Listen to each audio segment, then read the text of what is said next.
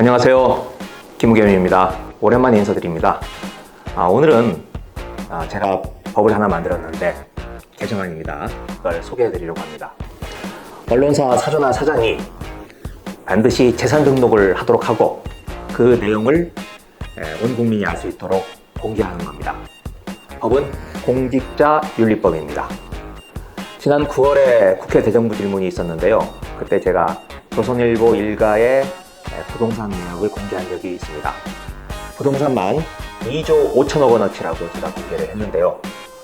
그 뒤 이 법안을 만드는 작업을 진행을 해왔습니다. 공직자윤리법을 개정안을 만들었고요. 그 개정안이 법리상 문제가 없는지 좀 면밀히 검토를 하고 같이 발의할 의원님들을 모았습니다. 그 결과 어제까지 총 14분이 공동 발의에 참여해 주셨습니다. 우선 이 공동 발의해 주신 의원님들을 먼저 소개해 드리겠습니다.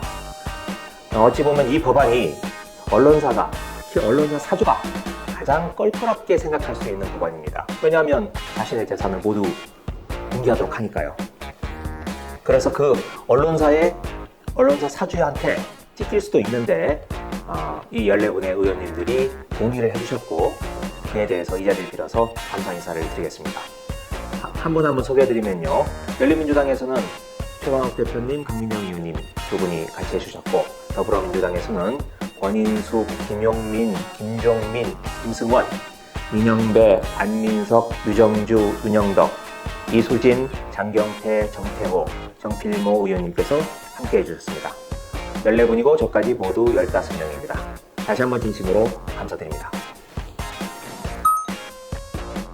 언론사와 그 사주가 막대한 부동산을 가졌을 경우에 부동산 정책, 정부의 부동산 정책이나 조세 정책에 대해서 공정하고 균형 있게 보도를 할 수 있을까?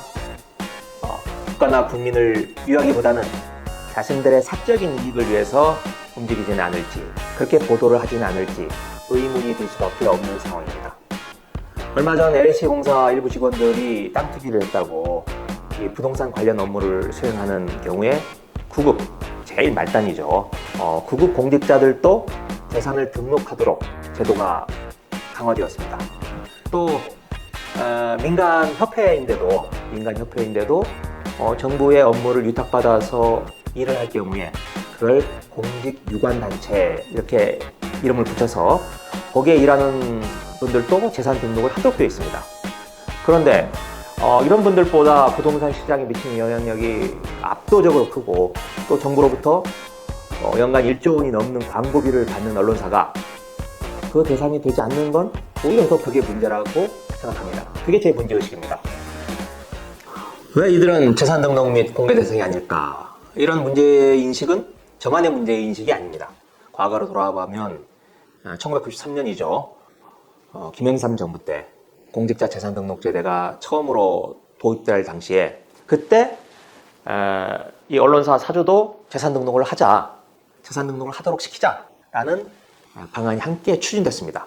당시 청와대 비서실장이었던 박관영 전 국회의장이 인터뷰를 한 걸 보면 당시 김영삼 대통령이 직접 지시를 했다 그래요. 언론사 사주들도 재산 공개하도록 하라. 그런데 언론사 사주와 언론사가 아주 강하게 반발을 하니까 한 발 물러서서 그냥 없었던 걸로 그렇게 무산이 됐다고 합니다. 그런데 그들은 왜 이 제도를 반대할까요? 그나마 과거에는 언론노조 등에서 이 언론사 사주가 재산 공개를 할 필요가 있다 이렇게 주장을 했었어요. 과거에는요. 그런데 최근에는 그마저도 그런 목소리 듣기가 참 힘듭니다. 언론이 이 문제에 대해서 철저히 외면을 하고 있고 또 언론이 싫어하는 제도에 대해서는 정치인들도 모른 척 관심을 두지 않고 여태까지 왔던 게 사실이라고 생각합니다. 저는 지난 9월에 대정부 질문을 준비하면서 이 제도의 필요성을 보여드리기 위해서 국민들이 피부로 느낄 수 있도록 하기 위해서 저와 제 보좌진이 조선일보와 조선일보의 사주, 방상훈 사장 일가의 부동산을 조사하고 추적을 한 적이 있습니다. 우리나라의 대표 언론이라고 하는 조선일보 방상훈 사장, 그 일가의 재산을 다시 한번 설명을 드리겠습니다. 제가 왜 언론사 재산 등록과 공개 제도가 중요하다고 강조하는지 느끼실 수 있을 겁니다. 조선일보와 방상훈 사장 일가가 보유한 부동산은 건물을 제외하고, 건물은 안 들어갑니다. 건물을 제외하고 순수하게 토지만, 땅만 전국 145개 필지, 면적으로는 40만 평입니다. 40만 평이면 여의도 면적 전체가 88만 평입니다. 그러니 거의 절반에 이르는 땅을 가지고 있습니다.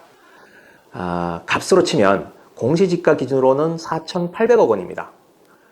시세로 따지면, 시가로는 적어도 아무리 짜게 잡아도 2조 5천억 원 이상일 것으로 파악을 하고 있습니다. 이 땅이 서울, 의정부, 인천, 화성, 양양, 속초 전국 곳곳에 분포해 있습니다. 이게 다가 아닙니다. 저와 저희 방 식구들의 안테나에 걸린 것만 그렇다는 겁니다. 그 가운데에서 임야가 32만 평으로 가장 많고 저수지가 한 3만여 평이 있습니다.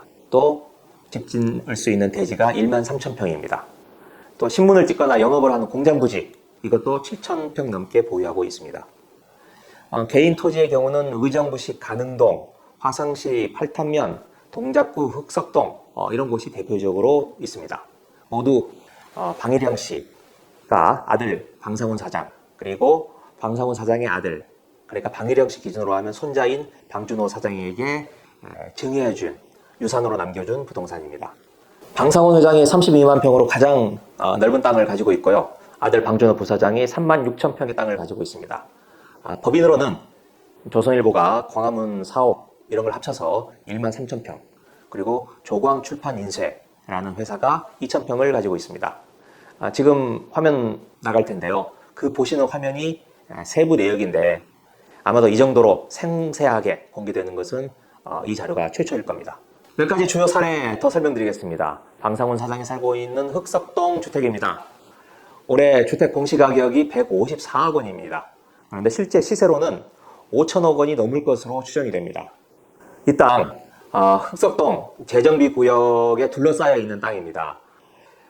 이게 이 재정비 구역에서 빠진 이유가 녹지 보전이라고 하는 이유인데 이해할 수 없는, 납득하기 어려운 이유로 이 땅이 이 재정비 구역에서 빠졌습니다. 그러면서 땅값이 엄청나게 올랐습니다.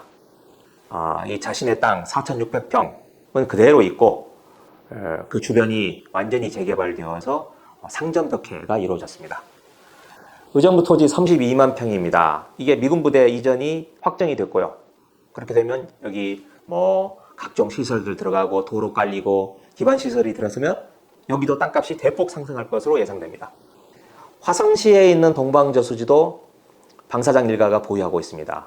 이 일대도 개발이 예정되어 있습니다. 그 개발이 본격화한다면 이 저수지의 가치도 덩달아 오를 것으로 예상이 됩니다.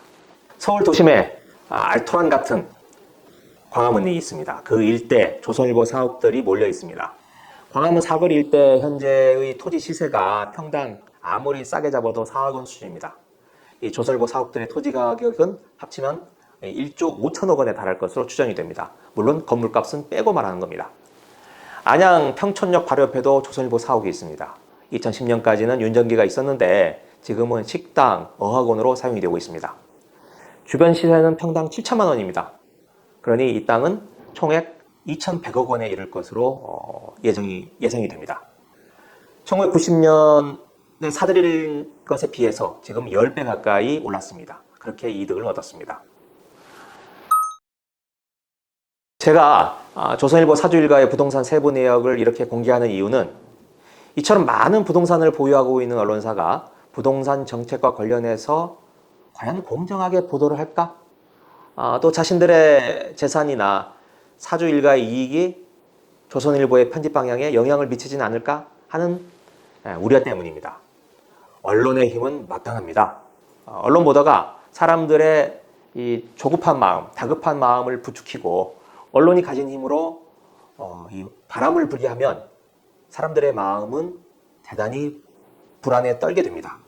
지금까지 그래 왔습니다. 최근 기사에서도 그런 모습들이 여실히 나타납니다. 이 기사 한번 보시죠. 주택시장 또 헛짚는 정부. 엊그제 기사입니다. 내용을 한번 보시면 이렇습니다. 시중은행의 대출 절벽, 대출금리 상승으로 아파트 매매가 어려운 사람들이 아파트 대체 시장으로 몰리고 있다. 주거용 오피스텔은 최근 불이 붙고 있다.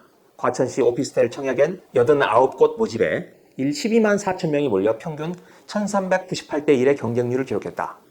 법원 경매 시장도 불을 뿜고 있다. 네, 물론 집값이 오른 현 상황, 청약 열기를 사실대로 보여주는 것이라고도 할 수 있습니다. 하지만 제가 보기에는 이 정부 말 믿지 말라. 아파트 못 산 사람들 빨리 오피스텔이나 빌라라도 빨리 잡아라 라고 겁을 주는 것으로 보여집니다. 또 이런 보도가 사람들의 마음을 그렇게 몰아갑니다. 이외에도 여러 기사가 있겠지만 좀 더 노골적인 한 가지 기사를 더 보겠습니다. 이겁니다. 무주택자 더 늦기 전에 집 사세요. 폭락론자들의 공허한 논리를 추종하지 말고 자신만의 투자 프레임을 가지고 행동에 나서야 합니다. 1주택자는 갈아타기에 집중해야 합니다. 이미 정부의 온갖 규제로 인해서 서울 아파트는 트로피화 되고 있습니다. 갖고 싶어도 가질 수 없는 명품으로 변모하는 중입니다. 한국경제에 실린 칼럼인데요. 지금 언론들이 보이는 행태를 보여주고 있습니다. 마지막으로 제가 발의한 개정안을 설명드리겠습니다. 언론사, 특히 신문사는 부동산을 좋아한다는 얘기를 많이 합니다. 그 이유가 뭘까요? 우선은 언론사가 주로 광고로 먹고 사는데 이 광고에서 부동산 광고가 차지하는 비중이 엄청 높습니다. 그런데 그런 광고보다도 언론사와 언론사 사주가 상당한 부동산을 소유하고 있다는 점, 이것 때문에 부동산을 좋아하는 건 아닐까요? 만일 부동산이 개발이 되고 또 세금은 못 오도록 막는다면 그게 바로 언론사 사주와 사주의 직접적인 이해관계와 맞물려 있는 겁니다. 언론은 입법, 사법, 행정, 다음으로 사업으로 불립니다. 언론인이 청탁금지법, 이른바 김영란법이죠. 김영란법의 대상이 된 것도 이 사회 전체에 미치는 언론의 영향력이 크고 언론이 공적인 역할을 담당하고 있기 때문입니다. 1조 원이 넘는 정부 광고는 물론이고 국가와 사회로부터 각종 지원을 받고 있는 것도 이런 이유 때문입니다. 이런 문제의식을 바탕으로 제가 개정안을 만들었습니다. 매출액 등 정부가 정하는 일정 규모 이상의 언론사, 규모가 큰 언론사죠. 그런 언론사의 국장급 이상은 이 재산을 등록하도록 했습니다. 그 중에서도 대표이사, 사주죠. 대표이사 또는 최대 주주는 재산을 공개하도록, 온 국민에게 재산을 공개하도록 했습니다. SBS 같은 경우에는 최대 주주가 법인입니다. 그런 경우에는 그 법인의 최대 주주가 재산 공개의 대상입니다. 그런데 여기서 언론사를 공직자로 보는 것이 적절하냐 하는 지적이 있을 수 있습니다. 제가 만든 법이 공직자 재산공개법입니다. 그런데 아까도 보셨듯이 김영란법, 부정청탁금지법이죠. 여기서 언론사를 대상으로 포함하고 있습니다.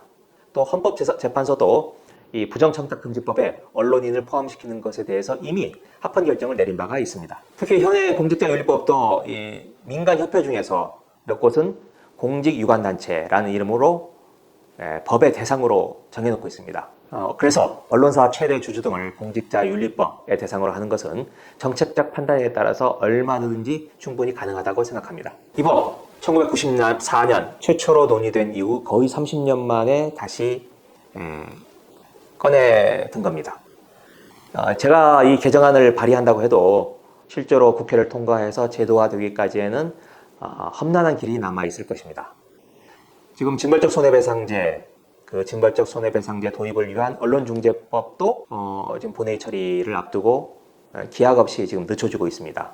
그러니 이 법안, 언론중재법보다 더 어려울 수 있습니다. 그렇지만 뚜벅뚜벅 나가겠습니다. 언론의 공공성 회복, 신뢰 회복, 국민과 함께하는 언론을 만들기 위해서 멈추지 않겠습니다. 이 방송을 지켜보시는 시청자 여러분들도 함께 해주시기를 부탁드리겠습니다. 고맙습니다. 김우겸이었습니다.